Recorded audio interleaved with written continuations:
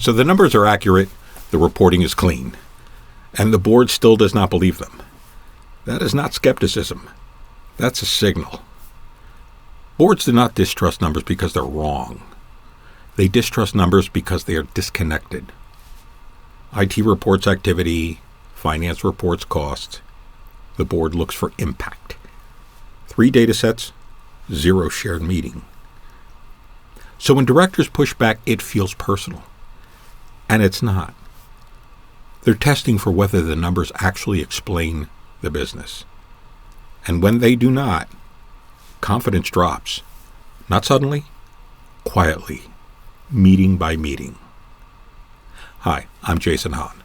I spent 18 years as a global CIO owning budgets north of $150 million across multiple industries. And I've sat on both sides of the table, presenting metrics and challenging them as a CIO, and later as an advisor to the boardroom. And I can tell you this, boards are not confused. They're just unconvinced. They understand numbers. What they do not understand is why the numbers do not match the story they are living inside the business. Here is what the boards see. An IT dashboard, green lights, trend lines, uptime percentages, then a financial statement, rising spend, flat margins. No visible link between the two. So the questions start. A director asks, if uptime is green, why is the margin flat? Another asks, what decision did this spend actually change? Another one asks, if this is working, then where is the leverage? Issue is, these should not be technical questions. They should be economic questions. And when no bridge exists between the metrics and the math, trust erodes. Not in IT systems, in leadership explanations. Because the board assumes someone knows the answer.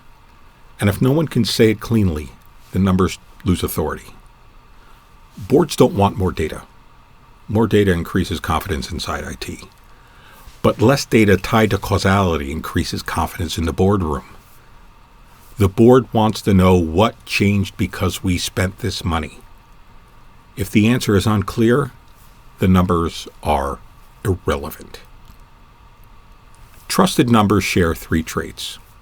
First, they tie spend to a business decision, not a platform, not an upgrade, a decision. Market entry, risk transfer, margin defense. What did leadership do differently because this existed? Second, they establish predictability. Not just what happened, but what should happen next. Boards fund what they can forecast. If the pattern is unclear, the investment is purely speculative at that point. Third, they are owned by the business. Not IT, not finance. One accountable operator who stands behind the outcome. When IT reports outcome, the board listens. When IT reports activity, the board interrogates. Let me give you an example. A manufacturing company with a global footprint, highly disciplined operations. For 2 years, the board rejected almost every IT update. Nothing was broken, but nothing was trusted. IT would come in, the deck had 15 metrics, all green, all correct. So we replaced them with 3.